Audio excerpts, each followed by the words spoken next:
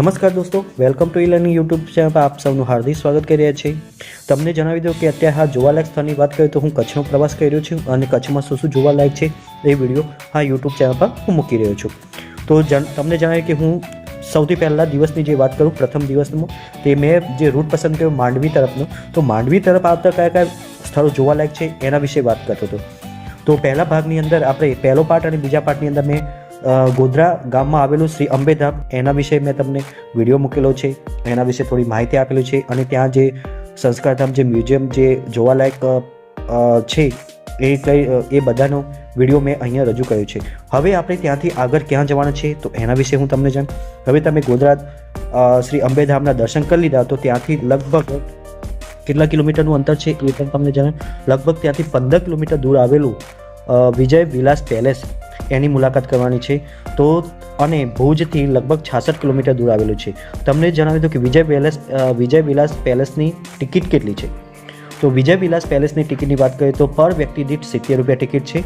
અને બીજું કે અહીંયા જો કોઈ લોકો ફોટોશૂટ કરવા આવતા હોય તો એમના 5000 રૂપિયા ફોટોશૂટના છે, મેરેજ આલ્બમ હોય કે લગ્ન જે ફોટોશૂટનું હોય એનું। તમને જણાવ્યું કે આ એ વિજય વિલાસ પેલેસ છે કે જ્યાં હમ દિલ દે જો કે સનમનું ફોટોશૂટ કરવામાં આવ્યું હતું।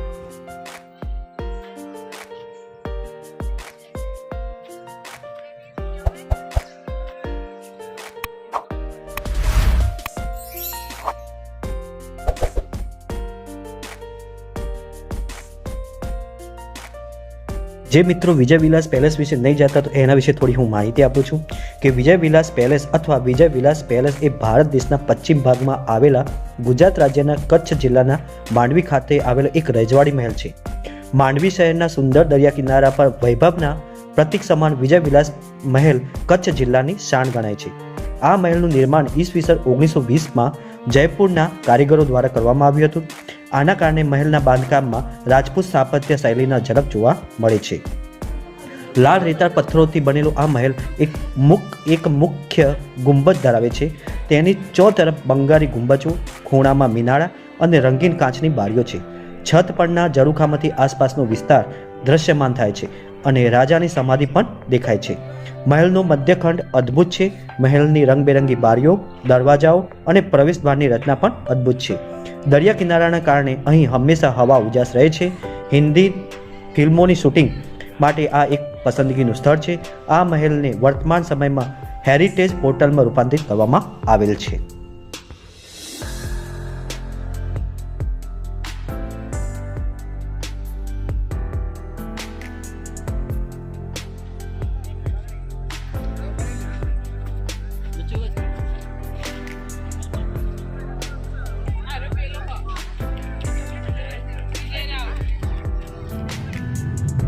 વિજય વિલાસની મુલાકાત કર્યા પછી અમે ત્યાંથી નીકળી ગયા છીએ માંડવી બીચ।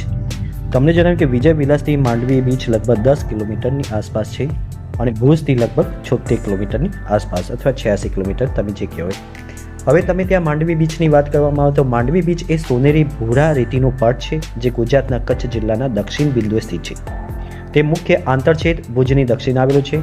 બીચ તેના નામના જ શહેરમાં સ્થિત છે જે ઐતિહાસિક રીતે ભારતને સેવા આપતું વ્યસ્ત બંદર હતું। નગરના ઐતિહાસિક ભાગમાં હજુ પણ ભૂતપૂર્વ વેપાર કેન્દ્રના કિલ્લાની પણ દિવાલ છે। આ વિસ્તારના મુલાકાતીઓ માટે શાંત બીચ એક આવકારદાયક છે ઉમેરો છે। સાંજ ખાસ કરીને અદ્ભુત છે કારણ કે સૂર્યાસ્ત અને નાસ્તાના વિક્રેતાઓથી લઈને બલૂન વિક્રેતાઓ સુધીની તમામ પ્રવૃત્તિઓ અહીં જોવા મળે છે। એનો થોડુંક સંક્ષિપ્ત ઇતિહાસ વિશે વાત કરાવી દઉં કે રૂકમાવતી નદી જ્યાં કચ્છના અખાતને મળે છે તે નદી મુખે કચ્છના રજવાડાના મહારાવે આ બંદર શહેરની સ્થાપના કરી હતી। તે સમય દરમિયાન તે એક નોંધપાત્ર વ્યાપારી કેન્દ્ર હતું। ખારવા પરિવારોને રહેવા માટે જેઓ લાકડાના જહાજો બનાવવાની તેમની કુશળતા માટે જાણીતા હતા। આ વસાહત એક કિલ્લેબંધી ગઢની અંદર બાંધવામાં આવી હતી। 15મી સદીના મધ્યમાં રક્ષણાત્મક કિલ્લેબંધીનું નિર્માણ જોવા મળ્યું અને ગઢ હવે બહુ મોટો ન હોવા છતાં તેનો ભાગ હજુ પણ જોઈ શકાય છે। અહીં મુખ્ય આકર્ષણની વાત કરીએ તો અહીં પાણીની અસંખ્ય પ્રવૃત્તિઓ ઉપલબ્ધ છે। તે જોતા તે સાહસ શોધનારાઓ માટે પણ આદર્શ સ્થાન છે। આ ઉપરાંત તમે ઘોડી સવારી પણ જઈ શકો છો। આ દરિયા કિનારે આવેલા સૌથી મોંઘા પાણીવાળા ફૂડ સ્ટેન્ડ પણ તમે જોઈ શકો છો। તેની રસપ્રદ એ વાત એ છે કે અહીં ઘણા બધા પવનચક્કીઓ પણ આવેલી છે અને એનો ઇતિહાસ, સમૃદ્ધ ઇતિહાસ 2 વસ્તુઓમાં છે જેને ચોક્કસપણે ચૂકવવા માંગતા નથી.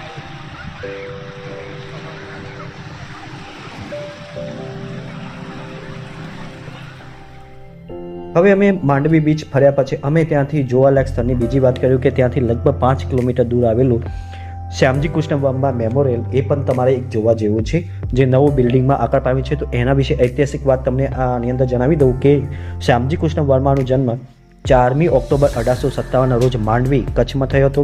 તે એક કોટન પ્રેસ કંપનીમાં કામ કરતા શ્રી કરશન ભાનુશાળીના પુત્ર હતા.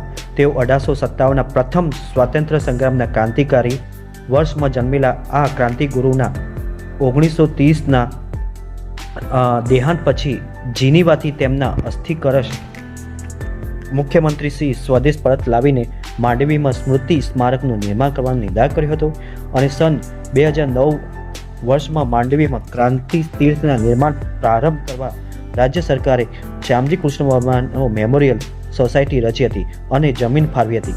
માત્ર 14 મહિનામાં ક્રાંતિ તીર્થનું આ ભવ્ય શ્યામજી કૃષ્ણ વર્મા સ્મારક વિશ્વભરના આઝાદી કાજે જીવન સમર્પિત કરનાર સૌ કોઈ દેશભક્તોને માતૃભૂમિની સેવા માટે સેવા સમર્પણની પ્રેરણા આપે તેવું બન્યું છે. એકંદરે ₹6 કરોડના ખર્ચે આ ક્રાંતિકારી તીર્થમાં આઝાદીની લડતના 1857થી 1947 સુધીના 90 વર્ષના ઐતિહાસિક પ્રમુખ ઘટનાઓની તવારીખ અને ક્રાંતિકારી દેશભક્તોના સચિત્ર સમર્પણની ગાથા અહીંયા પ્રસ્તુત કરવામાં આવી છે. શ્યામજી કૃષ્ણ વર્માએ અંગ્રેજી સલ્તનની છાતી ઉપર લંડનમાં જ સશસ્ત્ર ક્રાંતિથી આઝાદી મેળવનાર સંકલ્પ તરીકે ઇન્ડિયા હાઉસ કાર્યરત કરેલું તેની અદ્ભુત પ્રતિકૃતિ આ ક્રાંતિ તીર્થમાં સ્માર રૂપે મૂકવામાં આવી છે. આ ક્રાંતિ તીર્થના ભારતના સાંસ્કૃતિક ઇતિહાસની વિરાસત બનશે. ભારત માતાને વિશ્વગુરુ બનાવવા વંદે માતરમ અને સુજલામ સુફલામના મંત્રને માટે જીવન ખપાવી દેનાર ક્રાંતિવીરોના સપના સાકાર કરવા માટેનું આ પ્રેરણા તીર્થ છે. તો તમે જ્યારે પણ આ સ્થળે મુલાકાત કરતા હો તો આ સ્થળ જોવાનું ભૂલતા નહીં અને અહીં એમનું અસ્થિ કળશ પણ મૂકવામાં આવેલું છે, એ પણ તમને જોવા મળશે.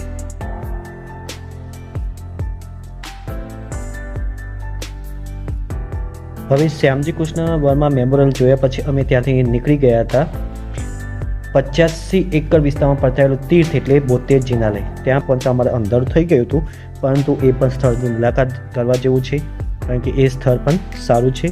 તમને જણાવ્યું કે કચ્છની પવિત્ર ભૂમિ પર ભદ્રેશ્વર પછી 72 જિનાલય જૈન ટેમ્પલ જે જાણીતું તીર્થ છે અને આ કુદરતના આ વૈભવની વચ્ચે 85 એકર વિસ્તારમાં પથરાયેલું તીર્થ અને અષ્ટકોણ આકારનું 90,000 સ્ક્વેર ફૂટના વિસ્તારમાં સંપૂર્ણ સંગેમરમર પાટણથી નિર્માણ થયેલું અને 111 ફૂટ ઊંચું શિખર ધરાવતું આ જિનાલય એટલે 72 જિનાલય.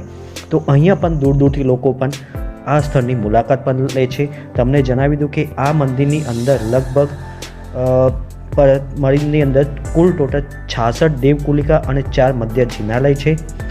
અને બીજી વાત કરું કે અહીંયા 73 ઇંચની શ્રી આદિનાથ પ્રભુની ઊંચી પ્રતિમા બિરાજમાન છે. જ્યારે તમે અંદર દાખલ થશો તો એમના પણ તમને દર્શન કરવા મળશે.